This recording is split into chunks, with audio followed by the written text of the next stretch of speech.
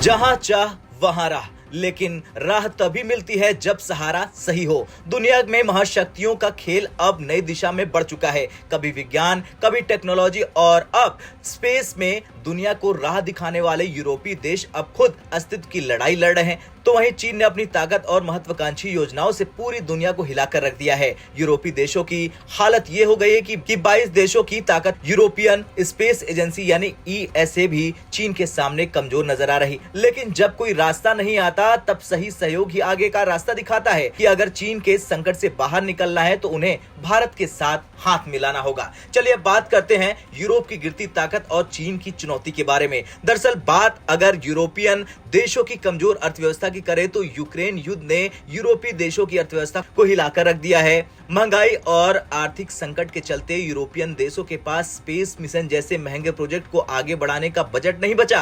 बात चीन की करें तो चीन ने अपने स्पेस मिशन को इतना मजबूत बना लिया है कि अब वो सुपर पावर बनने की राह पर है। लगातार एक के बाद एक लॉन्च हो रहे चीनी स्पेस प्रोजेक्ट्स ने यूरोप की चिंताएं बढ़ा दी है। यूरोपियन स्पेस एजेंसी का भी संघर्ष बढ़ रहा है क्योंकि ईएसए में 22 देश शामिल हैं, लेकिन उनकी वर्तमान स्थिति बेहद चिंताजनक है। फ्रांस जो ईएसए का नेतृत्व करता था अब खुद आर्थिक संकट और ठंडे रवैये के कारण पीछे हट गया है। अब सवाल यह कि यूरोप का भारत की ओर रुख क्यों है। दरअसल भारत ने मंगलयान और चंद्रयान जैसी ऐतिहासिक उपलब्धियों को बेहद कम बजट में अंजाम दिया। ये काबिलियत यूरोपीय देशों के लिए किसी वरदान से कम नहीं है। भारत ने हमेशा वैश्विक मंच पर अपने सहयोगियों का साथ दिया। भारत की स्पेस एजेंसी इसरो आज दुनिया के लिए एक प्रेरणा बन चुकी है।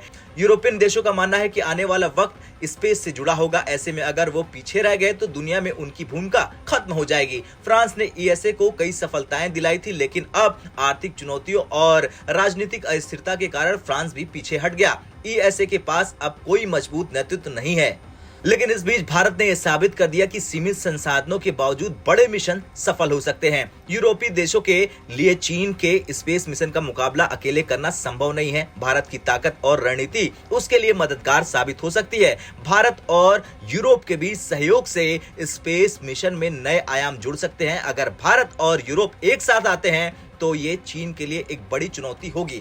चीन के बढ़ते वर्चस्व को रोकने के लिए ये साझेदारी निर्णायक साबित हो सकती है। खैर, चीन ने यूरोपीय देशों को पीछे छोड़ दिया है, लेकिन अब यूरोप को अपनी खोई हुई साख वापस लाने का रास्ता मिल गया है, वो है भारत।